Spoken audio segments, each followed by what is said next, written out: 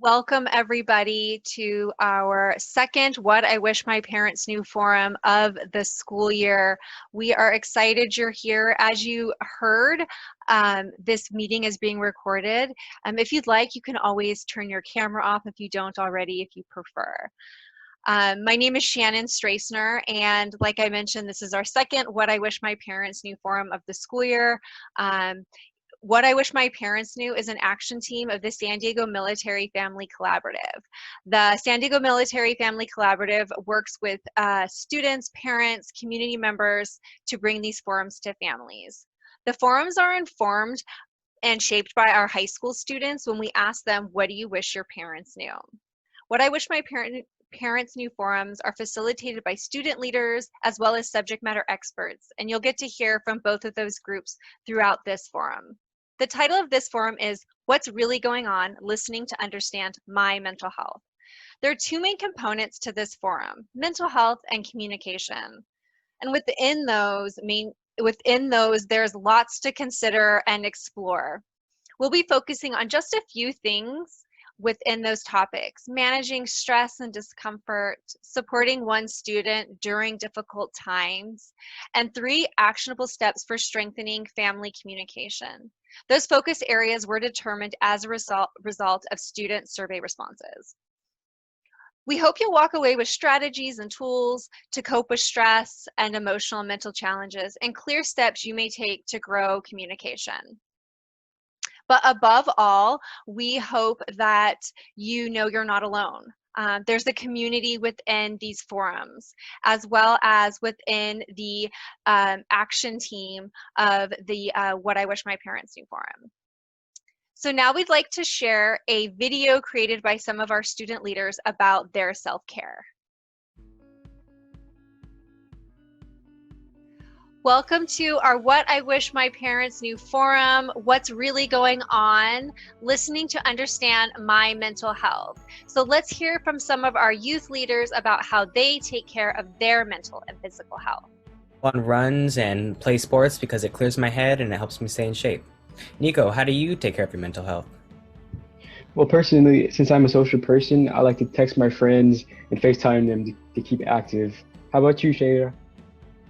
I like to sleep no matter what. Even if I have homework, I'll sleep the 8 hours. How about you, Angela? I like to practice self-expression so I can show the world what I feel on the inside. What about you, Isabella? Something that really helps me personally is to do self-reflection so then I can really get to know myself. How about you, Faye? I take care of myself mentally by putting away my phone and my laptop as a way to de-stress from school. So we all know that making the time each day to take care of your mental and physical health is important for your overall wellness. We hope you enjoy tonight's forum and stay tuned for more information. Well, thank you everybody for that little glitch. We are going to talk more with those student leaders shortly, but Stacey, if you'd like to give some more context, I'll turn it over to you. Thank you, Shannon. So before we hear from our student leaders, you may be wondering how we came up with the theme of tonight's forum. What's really going on listening to understand my mental health? And the short answer is, just like every forum in the past, the theme was developed from student survey responses. And then our youth leaders created the title. At the beginning of the school year, a group of high school students were surveyed asking, what do you wish your parents knew about your health and wellness? The survey was anonymous and the question was open-ended, so students were free to write anything as their response. While looking over the responses, we noticed there were some common themes. So we created 3 buckets that most of the responses fit into. And those 3 themes or buckets were student responses having to do with one's physical health, student responses having to do with mental health, and lastly, responses having to do with addressing drugs and alcohol. So we have 3 student leaders who will each introduce themselves and share about one of these themes that we identified. They'll kind of share an overall summary of the results, and then you'll hear from their own perspective around their theme. So first up, we would like to invite Nico, who will share the first theme, we pulled out of the survey responses, and that is having to do with one's physical health. So Nico, feel free to unmute yourself and the floor is yours. Hello, everyone. I'm Nico Edwards, and I'm a senior at Serra. So today I will be talking to you guys about survey results from his physical health. One student says that eating disorders are a serious problem, and you can't just tell me to eat. If a student does have an eating disorder, their schedule might not be the same as it is during normal school, where eating times are automatically set aside by the school. Another important topic that I noticed on the survey is that it is important to not pressure your child to be skinny or thinner or pressure them to gain weight. Since we are not walking to school or walking around the campus throughout the day, we are not getting as much fitness as usual. There's no physical education classes. We are sitting at a desk from as early as 8 to 1 o'clock. And not to mention the hours of homework that our teachers assign, which leads me to another survey topic. The problem isn't eating too much or eating unhealthy foods, but rather our workload makes us so stressed that it's hard to remember to eat at all. I can personally relate to this. Every day I finish my live classes at 1 p.m. and I won't leave my room until I'm finished all my work. Sometimes I don't finish until 3 p.m. and sometimes it's 6 p.m. or later. But what really helps is when my mom comes to check on me in my room and suggests that I take a break to go eat lunch. And if your child stays in their room a lot, I think it might benefit to occasionally check on them. Thank you, Nico. And I really enjoyed how you shared something that your parent does to support you, especially during this weird time that we're all in. And now I would like to invite Faye, who will share survey responses related to one's mental health. Hi, I'm Faye Chan, and I'm a junior at Serra. And so based off of the survey results from my peers about mental health, I was able to identify a couple themes, and they all stem to empathy and understanding. So what I noticed a lot was a lot of students said that they really felt it was important for their parents to validate their feelings. So that means hearing them out, trying to understand how they're feeling, and not immediately shutting them down. A lot of students stressed that their parents don't treat mental health as a real thing that needs to be maintained, and how that makes them feel super excluded from their parents and disconnected because they feel like they can't open up. So opening up is extremely difficult. You're in such a vulnerable position, and having to tell someone else how you're feeling is extremely difficult. So it's important to understand how your child is feeling, and then also offer them the same grace that you would want them to offer you. So that means maybe apologizing if you were wrong before, or just letting them explain and sitting back and listening.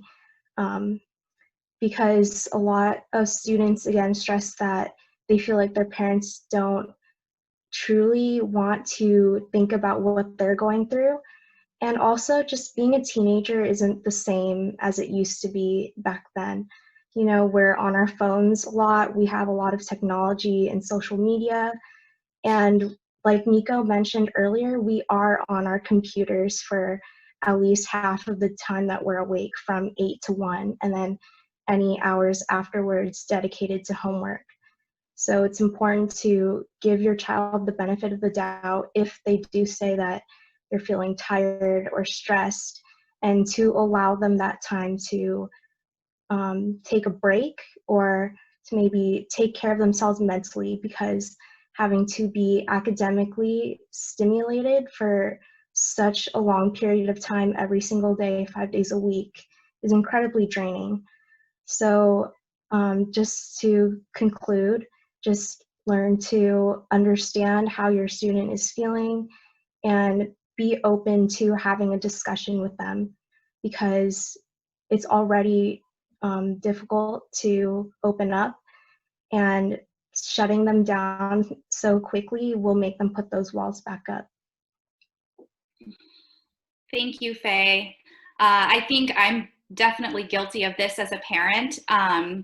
You know, when your child is speaking, you just want to fix their problem and you want to offer them solutions, when so often, right, that kids just want to be heard and students just want to be heard. So thank you for sharing that insight.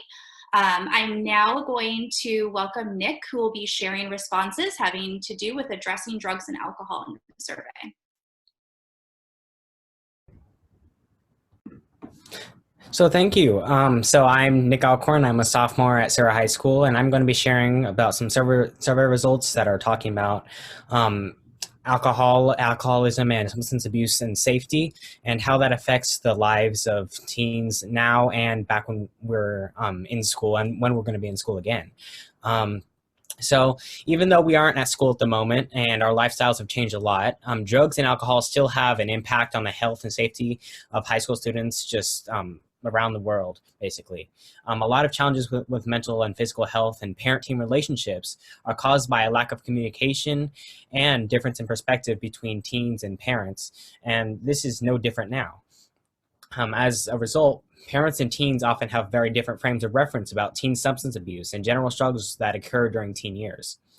In the survey we sent out, many teens from our school said that the information gap that exists between teens and parents, or actually parents in the school, made it a lot more difficult to have a healthy relationship between parents and students sometimes. Many of us as teenagers, either because of our busy lives or just by habit, we don't really share what we go through day by day, so our parents don't get to see what our lives are like outside of our home life. If you add on our struggle with substance abuse or alcoholism, if someone has that struggle as a teen, or being close to someone with one of those struggles, it adds an entirely new challenge for communication. Some others stated that they wish that parents were provided with more information, like statistics showing how many teens use alcohol and drugs, or information in general about what a high school campus is like with alcohol and drugs. Of course, we have to understand that as students, we have a limited perspective on as well on how many people actually utilize drugs and alcohol on campus, just because we only have what we've seen ourselves. So we, as students and you as parents, we all have to be more informed about how how teenagers in general go through substance abuse and alcoholism and how that affects our lives. Another problem that also intersects with parent-student communication is the understanding of social dynamics at school and how we all cope with the side effects of those dynamics. Some students describe that they wish their parents understood how school dynamics cause students to act different and how much drama and bullying actually exists on campus. Of course, the experience of every high schooler is going to be a little bit different, but since parents weren't really able to walk through the school day with us, it's hard to really have a frame of reference for how that really works. Going back to communication, when we would finish school and have many interactions each day before that, we don't really end up telling our parents everything about what we go through each day. I know that I and other people I know have a habit of keeping certain feelings and struggles inside if they're hard to either talk about or put into words, or we just don't really want to deal with it. We're in denial sometimes. Of course, if we had the time, it would be nice to talk through every single thing we go through every single day. But many of us really just don't have that much time, or we're just not used to doing it that much. So communication is hard. We do it all the time, but it's hard. So what are the solutions to the communication struggles we all face? So a lot of times, struggles with communication either stems from either person having different goals, or they make different assumptions about where the other person is on their journey or their struggles in their life. A perfect example of this is when a parent tells their teen to do something, whether it's clean the room or something, and the teen was already thinking about doing it. So they think the parents think they're lazy, or just don't want to do anything, which I guess that's true sometimes. So I do get that part. But in relation to mental health struggles as well, some students said that they wish their parents would be more hesitant to say they know what their teen is struggling with, or that they have the best solution, because they either might not truly understand it, or they just might not know what their teen is going through on a day-to-day basis. Especially if it's trying to figure out how to get off alcohol or drugs, there's definitely a disconnect, or especially with teens and parents not being informed as how to deal with substance abuse or general alcohol or drugs exposure. That offers another information gap. So struggles like that are often complicated. So it helps to have comprehensive communication in that way. Other people also said that it helps when our parents check in on our mental health instead of either assuming we're okay or thinking we always need to be left alone. I know we, as teens, usually make it seem like we want to be left alone, or that we are doing fine. We put up a front a lot of times. But checking in as much as you can as parents is usually the best thing. So in closing, the main thing about this, the one question that I know will be in a lot of people's heads is, how does this affect us in a pandemic when we're not at school yet, not in person at least, and social dynamics are down and stuff like that? Well, I will tell you that we carry a lot of the things we would experience at school. We carry a lot of that back with us at home, especially now, even though we don't have social dynamics as much at school, just because we don't talk to each other as much as teens. We do have struggles, and they're actually having the opposite effect right now because we don't have as many interactions with people at school. So I think as well as having communication with parents and teens, understanding that everyone is going through different struggles, and that causes a communication gap, that will really help us all communicate better.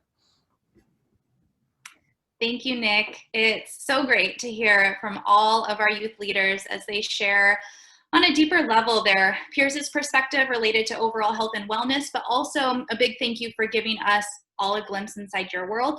And even though these themes were pulled out of survey responses, we all know that these are not standalone topics and that they really do interconnect with one another. Also, as you heard, and especially with what Nick just stated, these topics are not the easiest to talk about if you're a parent or a caregiver or even a teen, but we're all aware that these ongoing discussions are really important.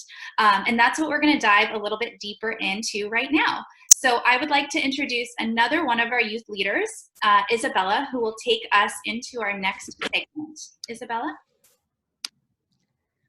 First of all, I would just like to thank Nico, Faye, and Nick for sharing what our peers shared related to health and wellness, along with sharing their experiences as well. We are now going to transition into our next segment of the event, where we will hear from our subject matter experts. First up, we have Serra, who is a licensed clinician with over 15 years of experience in the treatment of adolescents and families. After completing her clinical training at Rady Children's Outpatient Psychiatry, Serra transitioned to UCSD, Eating Disorders Treatment and Research in 2011, where she currently serves as Adolescent Program Manager. Serra also co-founded Counseled Learning, a social-emotional learning program designed to teach middle and high school students coping skills using animated videos. After we hear from Serra, Veronica from the National Conflict Resolution Center will provide insight and tools on how to foster respectful discussions between parents and teens. Veronica Miko is the Director of Community Mediation at NCRC and has been mediating since 2005. She is a bilingual mediator and trainer who enjoys working with community. Veronica received her Bachelor of Science in Criminal Justice from San Diego State University. I would now like to give the floor to Serra, who will start us off. Awesome. Thank you guys so much. Feel so honored to be here and really appreciate everybody being so open and authentic. Such a good job. So wanted to talk a little bit about adolescents and teens, parents, and mental health, and kind of how we can all collaborate together. So, you know, as Isabella said, I've been working at Rady Children's Hospital and UCSD, so I've worked with probably thousands now at this point of teens and families. So wanted to start talking about what I'm seeing. So what are teens struggling with? So, you know, and I think Nico, Nick, and Faye did such a good job sharing, but I'm seeing struggles with substance use, vaping, dealing with COVID, dealing with distant learning, dealing with social media. I've had so many teens say, I have like my own personal brand that requires energy and attention. attention, dealing with body image concerns. A lot of people on social media, we know this, there's a lot of filtered shots, there's a lot of time and energy going into that. Teens are dealing with perfectionism issues, social injustice, environmental crises. There's a lot of information coming their way. They have access to all different forms, whether it's media, social media, information. So I think that there is a lot of images and information that are constantly being seen by adolescents and teens. And kind of what we're seeing is with all of that stress, all of the things that teens nowadays have to deal with, we're kind of seeing this model. And let me share this with you guys. So kind of the problem, so we're kind of seeing, you know, there's all the stress going on for teens. And what I think teens are really trying to do because of such the overwhelm is they're trying to avoid or escape that discomfort, that extreme reaction to what's going on in their world. So the desire to avoid or escape the discomfort can lead to a lot of problematic behaviors. And some of the problematic behaviors we're seeing, alcohol or drugs, like Nick talked about, we're seeing self-harm behaviors, self-injury, physical aggression towards self and others. We're seeing eating disorder behaviors or disordered eating, seeing a lot of patients also who just kind of have a whole view about like what's called like orthorexia, like clean eating, the need to eat, you know, whether that's a new fad diet like keto, the Whole30, whatever it is, there's a lot of messages out there for our teens. So again, with the high stressors, you're seeing this need to avoid or escape leading to a lot of problematic behaviors. Also seeing, you know, perfectionism along with kind of engaging in potentially like more at-risk safety. I'm also seeing students that are studying, you know, 5 hours a day, you know, checking work, feeling like they have to build a huge resume, a lot of competition with sports and academia. So what we know is that it makes sense while they're engaging in the problematic behaviors because it gives that temporary relief. But then it kind of just stops there. And then, you know, whether it's reinforced in the environment or it's not dealt with appropriately, we kind of see this cycle go on and on and on. So what can teens do? So I think there's a couple things that teens can do. The first thing, and I'm going to give you guys a resource. I attached it. You'll get it at the end. However, Shannon and Stacey send you the resources. Really, it comes down to two things: skills and building a life worth living. So skills are what we really teach at UCSD is a mix of cognitive behavioral skills and dialectical behavioral skills, meaning emotion regulation, how to cope with stress, how to be more mindful and interact effectively. So for teens, we're seeing TIP skills, T-I-P-P, and they will be in the handout. Stands for temperature, intense movement, progressive muscle relaxation, and paced breathing. In a nutshell, what those skills are is when somebody is feeling really stressed or dealing with discomfort, instead of engaging in the temporary fix, instead of obsessing over homework, instead of vaping, instead of restricting your food, instead of over-exercising, instead you would use a tip skill. You might hold on to ice. You might take a warm shower. You might punch a speed bag for 15 seconds. You might use a jump rope. There's also a lot of apps like Calm, Headspace out there that can walk you through mindfulness activities. YouTube has a lot of great mindfulness activities. So we're seeing that really being able to self-regulate and self-soothe instead of going outward of yourself and using those maladaptive behaviors that might work in the moment, those are the things that really help. And on the other side of this is that what we're wanting to see is we really want teens to what's called build a life worth living. So that's the other. So I'm going to show you guys a video that the company the company I started, we make animated videos, and I want to show you guys this. This is all about how important it is for teens to utilize coping skills, to not engage in maladaptive, self-destructive behaviors, but also to build a life worth living and to do things that make them build an authentic, joyful life. So I'm going to share this with you guys right now. Doing things we love makes us feel good about ourselves, but we don't always make the time to do them. We've got to-do lists and expectations from our parents, teachers, and deadlines and rehearsals and practices and meetings, and our day can fill up super fast, and it doesn't leave any room for fun stuff. It's really important for your mental health to make time for things that make you feel good.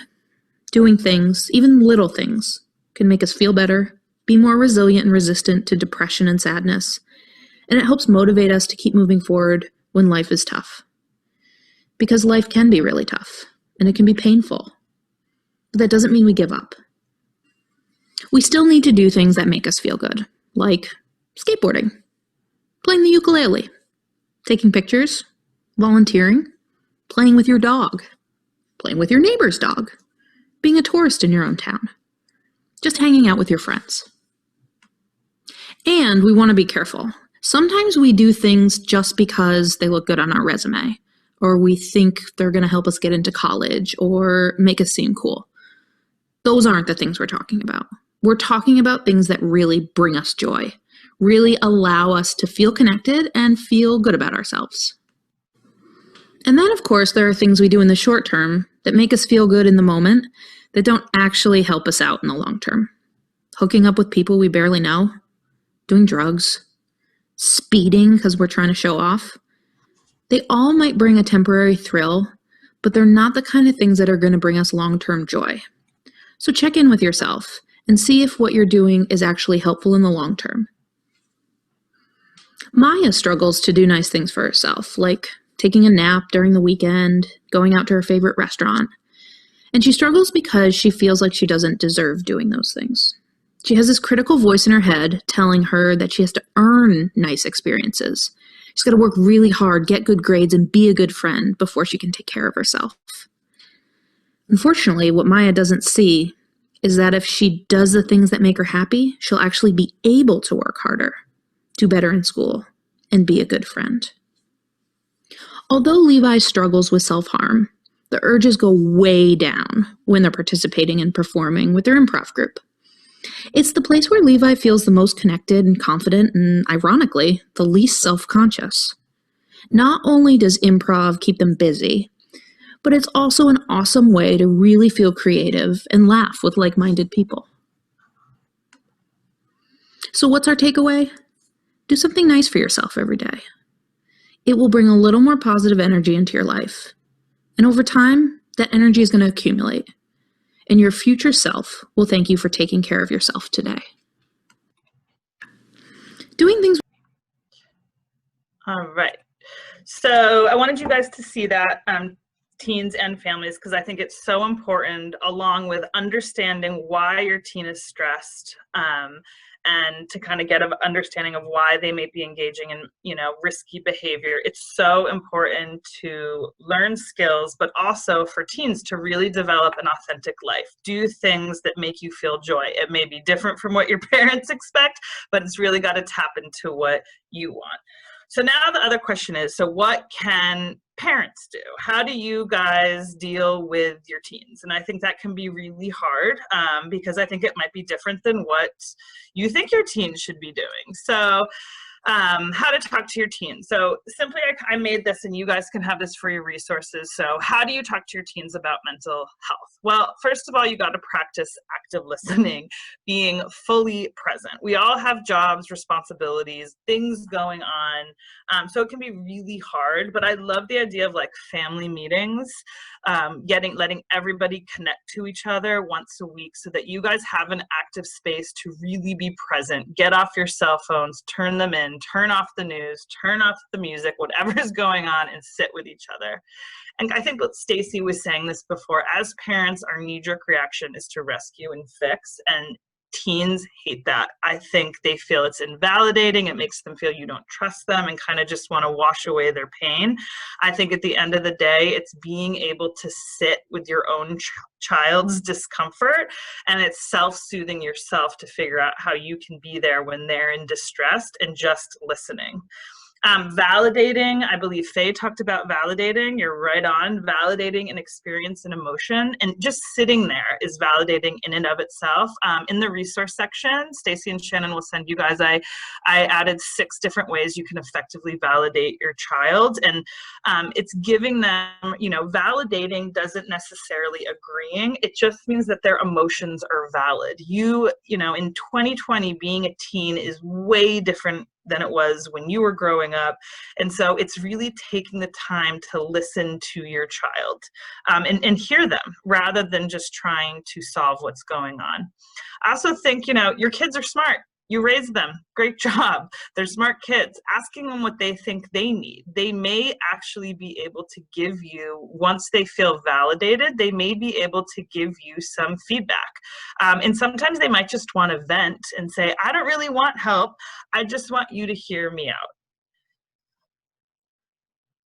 So also, parents, we kind of, when you have that, knee-jerk reaction, or you feel like something's up with your kid, check in with them. Use your wise mind, use your intuition as a parent, and maybe, see how they're doing. Like I said before, I think having weekly family meetings and being able to stay calm under their distress is really helpful. And I think the calmer a parent stays, it's really helpful for you and your child to get to like a wise-minded middle path to be able to solve and come up with strategies to help them solve their own problems. Praise effort, not mastery. I think, again, parents feel pressured to sometimes create change immediately. And I think what we want to see our teens do is grow and really focus on attending to any effort you see with your child, not just the final result. And again, by praising, effort over mastery, then it helps them, have motivation to continue to make the positive changes.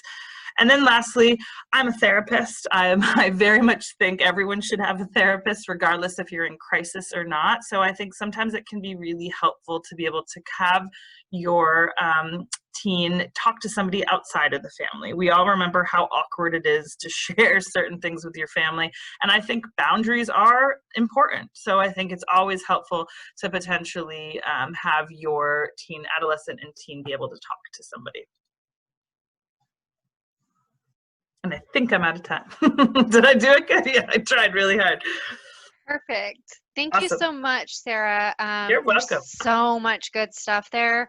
Some things that were just sticking out to me is that tip, those like really kind of tangible things, like I can look at this and I can find a strategy. I love that. And the other thing that came up is this idea, a feeling of deserving of self-care.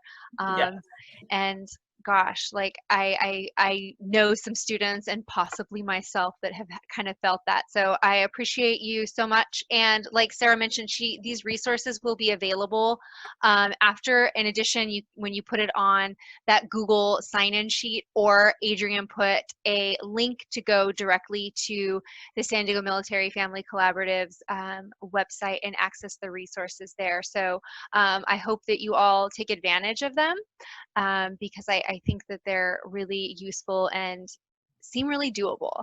I'd like to welcome Veronica from National Conflict Resolution Center to talk to us a little bit more about communication. Yes, hello everyone, good evening. I'm Veronica, I'm the Director of Community Mediation for the NCRC, and my career has been with helping individuals come together and create dialogue and find solutions that are acceptable for everyone. And so a mission of my org is to empower individuals in our community with the right tools to enter into conflict and enter into that conflict in a way that is more manageable, in a way that creates respectable space, in a way that it creates a space where people are heard and validated. And so what I'm going to talk about is 3 tips, and you'll notice this. There's a recurring theme with what Sarah just said and what I'm going to say.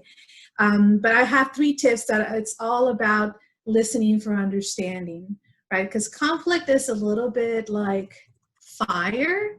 You know, it starts small, and then if you put oil on it, what happens? It grows, right? And it gets out of control. And so what I'm hoping is that these 3 tips that I'm going to talk about are those tips that are going to help you manage that fire to keep it small, maybe even extinguish it. And so these are very practical tips. And the first one is it's about listening, to really do what you can to listen to the other person, right? And I have it here on the chat. I don't have a slide for you, but I did put it on the slide, on the chat box, I mean. And they all came up at the same time. So sorry about that, but there they are. So the first one is do what you really can to listen to the other person, right? As much as possible, show genuine curiosity about what led the other person to the opinion on the matter. So when there's conflict, I think that we have this natural reaction to either attack or ignore, right? Like fight or flight type of thing. And so we feel that there's a happy medium between those two. And that happy medium is dialogue, respectful dialogue. And part of that is to really listen what the other person is saying. And so we all know kind of what active listening looks like, right? Which is eye contact or nodding or, you know, having open body language, asking clarifying questions. But there's a couple other little things that you can do. And one of them is to respond respectfully. So when your parent comes to you with a complaint about something, or maybe when your child comes to you with something that's going on, one thing that you can do to really show that you're listening to them, to listening to what their needs are, is to respond respectfully. And the first piece to that is to demonstrate understanding. And that's the easy part, because all you got to do is repeat back what the person just told you, right? A little snapshot to make sure that you understood. The second piece is to talk about the feelings or talk about the impact that the conflict is having on the individual. Because sometimes what happens when somebody, like think about it, somebody comes to us and they tell us about this thing that's happening to them. What do we want to do? Like Sarah said in her presentation, we want to solve it, right? Especially with parents, we want to tell them what they should do and how that needs to be fixed. And we want to protect the person. But sometimes, you know, the person really just wants to be heard and understood. And so one thing that allows you to achieve that is to talk about how the conflict is impacting them. So we use words like, oh, I can imagine that's very frustrating. You know, that's such a sad situation. How are you feeling about that? How does that make you feel, right? And so really thinking about how conflict impacts people, because conflict impacts individuals in different ways. Sometimes for some people, it might be something really heavy and really hurtful. And other times for the person, it might be like, you know, I have this conflict, but I'm just going to go on, right? But really talking about the impact. And the third step for responding respectfully is to talk about underlying needs. And I'm going to talk a little bit more about underlying needs in a conflict in just a little bit, but just kind of keeping in line with listening. Practice listening for understanding, right? And responding respectfully is a way that you can achieve that. Because one of the things that I heard over and over when we heard our student leaders was sometimes we just want to be heard. We don't want to be told how to fix it, right? We don't want to be told what we should do. Don't should on me. I just want you to listen to me and validate what's happening to me. And we feel that this technique of responding respectfully helps you achieve that. So that's my tip number 1. Again, do what you really can to listen to the other person and practice respond respectfully. Now going along to my next tip, and it's still about active listening, is how can you say what you want them to hear in a way that they'll be able to hear it. So how can I say what I want to tell them in a way that they can hear it is the tip.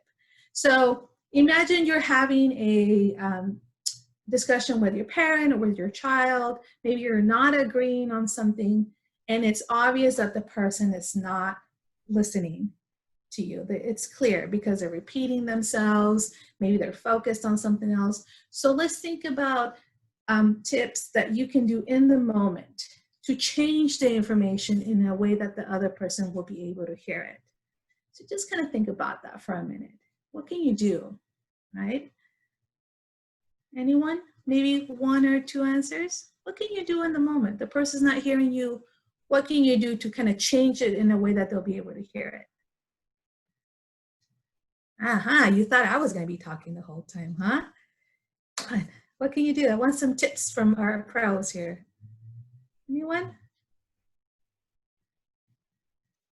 I know what we could do. There's a couple of things that we can do.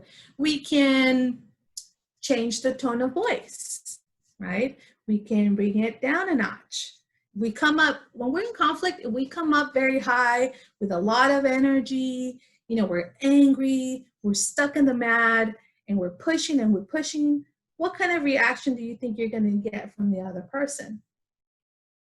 Probably the same response, right? So the energy that you bring into the conflict is most likely the energy that you're going to get back. So thinking about the energy, changing your energy in the moment, being selective with the words that you're using, talking about needs is also helpful. Another thing that you can do is take a break. You know, if the argument or the conversation is too intense, you're getting too upset, you're getting too sad, maybe in the moment just respectfully say, you know, I don't think I'm ready to have this conversation right now. I'm going to take a break. Would it be okay if I took a break, right? And also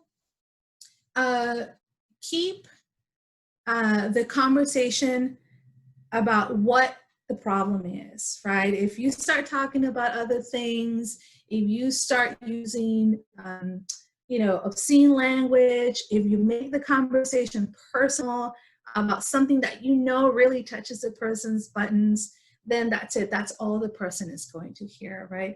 And so really kind of practicing changing the way that we're communicating in the moment. If you feel like it's not working, you're not being heard, really thinking through those tips. So again, the tips were changing the tone, bringing it down a notch, change the energy, be selective with the words that you're using, okay? And my last tip is about communicating needs instead of complaints. And so when we're in conflict, it's very natural for us, it's very easy too for us to talk about complaints. What's bothering me, right? It's really easy for us to say, oh, that person doesn't hear me. Oh, my parents don't understand me. Oh, I'm not getting this, you know, I don't like doing this. So when we're in conflict, the first things that come out of our mouths is the complaint, what's bothering me. But underneath that, there is an underlying need, something that's important to you that you're not getting, or it's not being acknowledged in the moment, it's not being validated. And so that's why the conflict kind of keeps going, because we're so used to saying our complaints, but it really takes thoughtfulness to change that complaint into an underlying need. So what am I talking about when I'm saying an underlying need? Well, let's start with an easy one. You know, if I said, if that person is so rude, you know, I can't talk to her. She's not very nice. I feel like she doesn't care about me or doesn't care about what I'm saying. What do you think I mean by that? What do you think I want from that person? So I just stated the complaint. What do you think I want from that person? Anyone? How about respect? Yay! Claudine got it. So you want respect, right? Or you have the need to be heard, right? And so, but that's what happens in conflict, that we're so stuck in the complaint that we're not able to communicate the underlying need that's important to me. Now we have basic needs, right? We have food and shelter and safety. Those are just kind of the natural ones that everyone kind of thinks about. But really take a moment to think about what's a need that's important to you, to be able to feel like you matter, like your voice is being heard, that your parents love you and protect you. What's something that's important to you? And think about how you communicate that when you're in conflict. And so needs can be many things. It could be respect, communication, acknowledgement, acceptance, fairness. I mean, there's so many more out there. But the more that you communicate your needs, the better off you'll be, because that's what helps you build bridges, right? And transforms really the conversation when you're in conflict. So those are my 3 tips. Do what you can to really listen to the other person.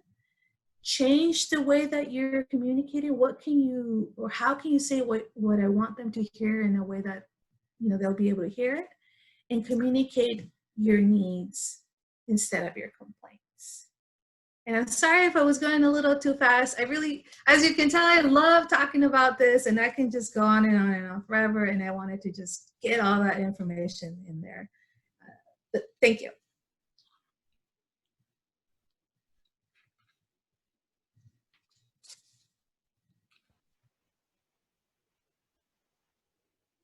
Thank you, Veronica. Angela, Sure. we'll turn it over to you. Thank you, Veronica and Sarah, for sharing your insights, for having effective communication with your parents and teams. My name is Angela. I'm a sophomore at Serra and one of your youth leaders today.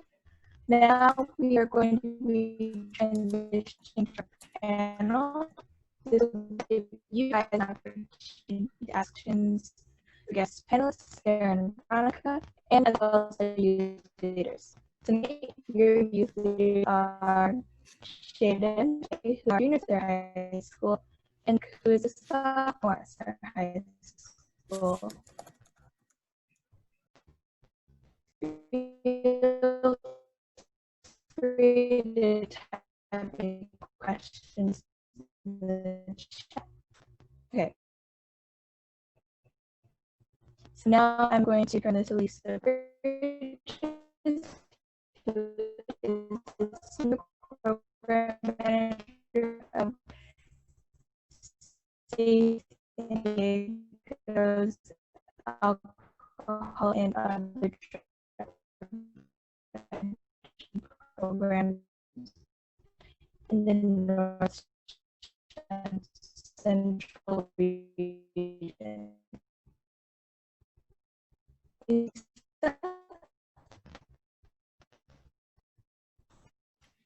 Okay, great. Hi. I think I was having some technical difficulties, so I'm sorry, a little late getting on here, transitioning. Hello, everybody, and this is our Q&A portion.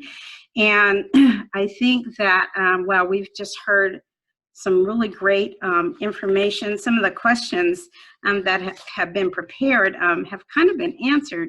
So I'm going to kind of move around a little bit.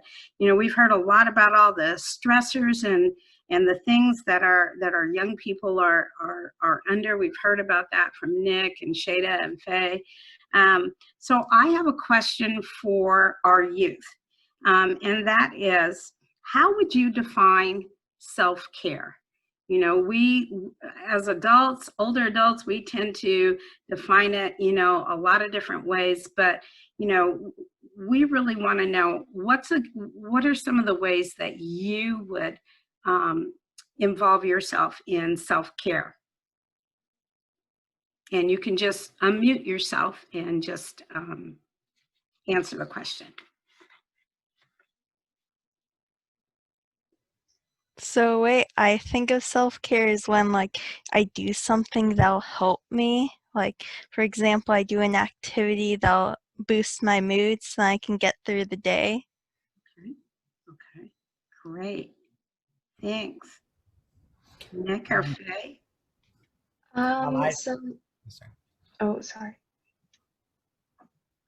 So like I said in the video shown at the beginning of the panel of the forum tonight, just finding a way to disconnect yourself from whatever is causing you stress or whatever's making you feel unhappy.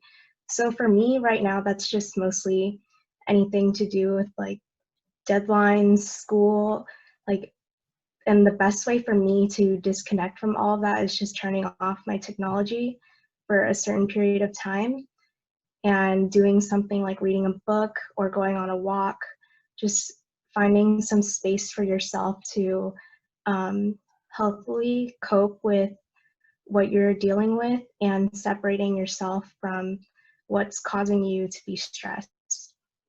Great. Wonderful answers, you guys. Nick, are you there? Yeah, just to add on, especially with a lot of what we've heard already, I think it's definitely taking time aside from everything that you're already doing, especially on busy days, but even on other days too. Even small breaks, some small deep breaths, or just taking a minute or two to separate yourself, get out of your head, especially because we get stuck in a rhythm of doing work and stuff like that. I think doing that, and in general making time to give yourself joy, do things that you love doing, I think that's all a part of good self-care. I like that. I like that. Give yourself joy. That's a good one.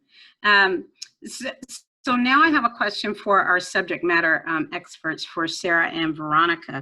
So, can you provide some examples of conversation starters? You already talked a little bit about how we can make that space available for those conversations to take place. But can you give some examples to parents of, how they might be able to talk about some of these truthfully heavy topics that the kids have revealed in this survey? Do you want me to lead, Veronica, or you want to take that? I'll take it. I think there's formal and informal ways. I think, like I said, I really love the idea of family meetings where it's kind of this consistent thing that teens know they have. And at the same time, I think that some topics can be uncomfortable to discuss in that kind of forum. I always tell parents, it's like, if you notice something's going on with your teen, sometimes it's okay to dip your foot in and see, and kind of say like, hey, I'm noticing, you're having a good time. I mean, sorry, not a good time. I'm noticing you're not in a good place. And I'm here if you need me, and just kind of feeling it out. Because I think, some teens feel really uncomfortable talking about certain things with their parents. And at the same time, I've talked to a lot of parents about, if I talk about this, will it make it more of an issue? And talking about, there's not a lot of data that talking about substance abuse, self-harm, suicidality, depression, talking about difficult things don't increase the likelihood. It actually creates more space for people to be able to process it and cope with it. So I think it can be done more, letting them know you're available to talk when they want to, and then potentially more consistently and formally in like family meetings, but also knowing that teens hear a lot. Like, teens have access to more information than we ever did as adolescents. So I think sometimes it's just kind of like, parenting up and making yourself feel uncomfortable to talk about these vulnerable topics. That's good. That's good. Veronica? What I can add is to approach your child in a way that's non-confrontational. So say your perspective in a non-confrontational way. So let's say you need to talk to them about something you've noticed or something you found in their backpack, or you've noticed a change in behavior and an attitude. One way to start that is just say, this is what I've noticed, son, daughter, I've noticed lately that you've been coming late, your mood is a little bit different, or I found this in your backpack, and then state how the situation is impacting the family or the child, that's that piece. And then saying, what's important to you. One thing that's important to me is that you're safe and that you're successful and that you're happy and that you know and understand that I love you and I care for you and that I want to protect you. So why don't we sit down? Let's sit down and have a conversation about this, but be very non-confrontational. If you approach the conversation like that instead of, I found this in your backpack, what is this? You know, you see the difference. So really being thoughtful about the language that you're using and how your energy affects the conversation. Energy in conflict is very important. So if your energy is negative when you're going to have that conversation, you're going to be confrontational, right? So really being thoughtful about how you're coming into the conversation. And again, like we said with the tips, selecting the language that you're using. So be non-confrontational, state how the situation is impacting the family or the situation, and state what's important to you and how you two are going to come and work together to resolve it. Not what you're going to do to change, right? But how are we going to work together to resolve? That would be my advice on that. That's good. Thank you. Thank you so much. I have one more closing question because I want to be respectful of everyone's time. And this is for all of the youth. And it's kind of an A and B question for you. So first of all, I want you to think about, you know, we're talking about how parents kind of do that self-talk, how they prep to really make sure that they're making space and time to hear from you. But my question is, what do you guys need from your parents to know? What do you need to have from them when they're going to be addressing these kinds of topics? And then also, how do you know that you've been heard? So what do you need from parents when you're going to have these topics, and how do you know that you've been heard? Why don't we start with Shada? Okay, so like to know that I've been heard from my parents is when they put their phone away and look straight at me or have a sincere tone. But I'll also say that I need from my parents is that they should understand, like they can't just say that they know what I've been through because they've been a teenager, because it's different from what's they were like when they were a teen. That's good. Thank you. Faye, you have anything to add to that? Sure. So, in like going back to what Veronica said, just having the right type of energy when you go into the conversation. So, being assertive and going in with an open mind is extremely important, because if you go in with the mindset of thinking, oh, like this is not a big deal, they're like over exaggerating, this problem is easily fixable, then no matter what they tell you, it's not going to go through all the way. So definitely just having the right mindset going in. And then I think I know I've been heard when my parents like validate my feelings. They say, okay, like I understand why you feel this way, or I can see why you're feeling this way. And then also just not trying to fix the problem with like just anything they come up with right in the moment, but just allowing time for it to process, and maybe coming back to it another time if like once they've thought about it more. Excellent. That's good. Y'all are so wise. Nick, how would you answer that question? I think when we're talking about tough to talk about topics, I think like patience and openness are like essential for a sincere conversation.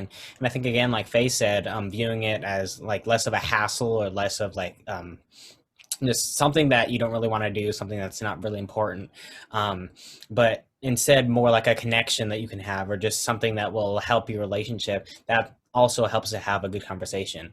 And in regards to being heard by our parents, I think the main thing that I think of when I think of me being heard is that my parents remember something really meaningful that I said to them like a while ago. Like sometimes when they like check in if a parent was to check in with me, and they remember something I said that I barely remember saying it, but they remember a struggle that I had spoke to them about. So I think that's something that really helps me feel like my experience is validated, or that I'm being heard.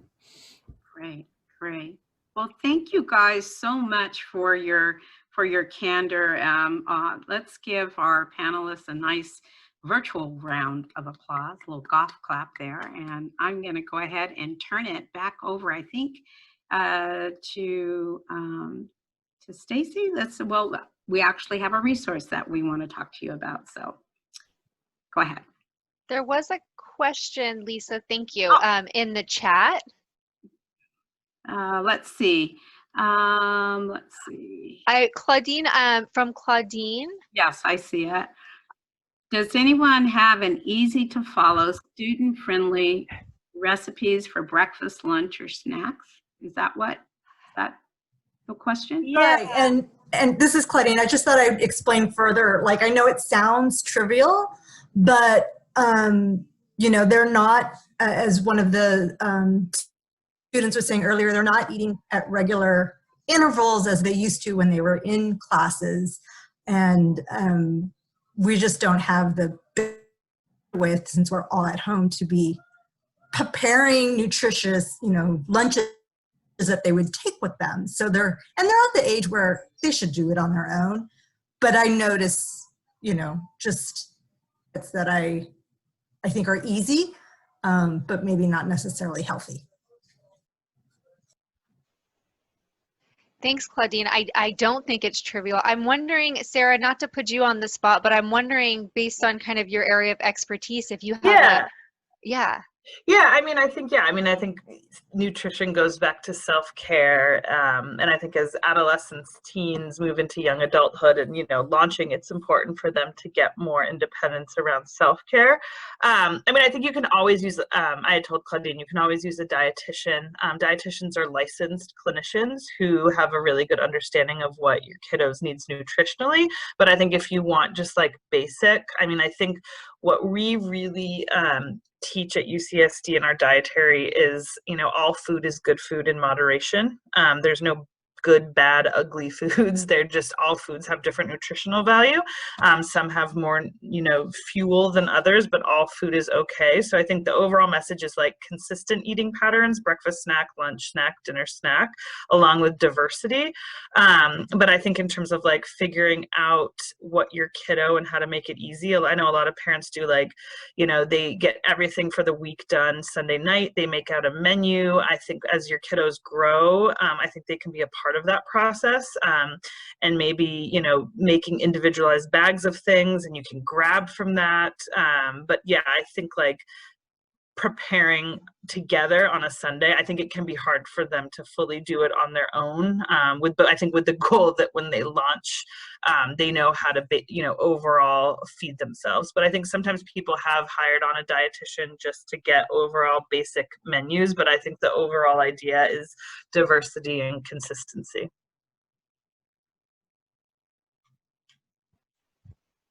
Thank you. Mm-hmm. Sorry, Lisa, I kind of stepped in there. I just wasn't sure if you saw that.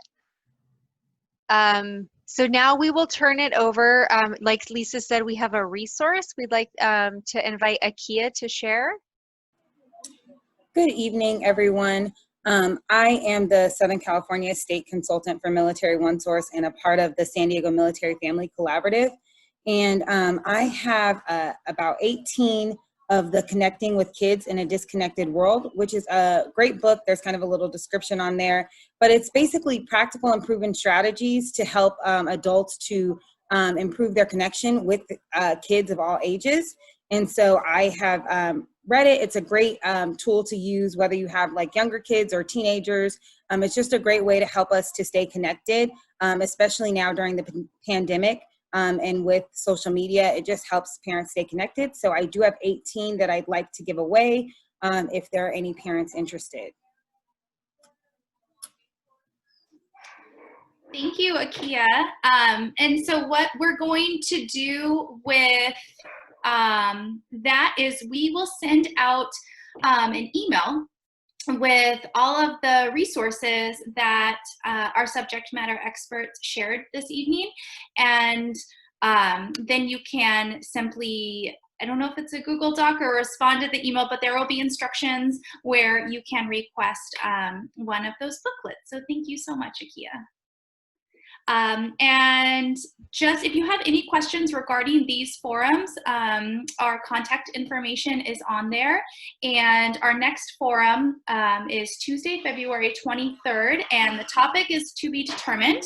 But if you follow these handles on Instagram, SD Military Fam and Serra Real Connections, you can stay in the loop with all of these upcoming events. And there is a Google Doc that Adrian just shared with everyone. So feel free to fill that out and provide us with your email address. So thank you so much to everybody, to our subject matter experts, to our youth, and everybody that attended tonight. Thank you so much. Have a good night, and hopefully we'll see you in February.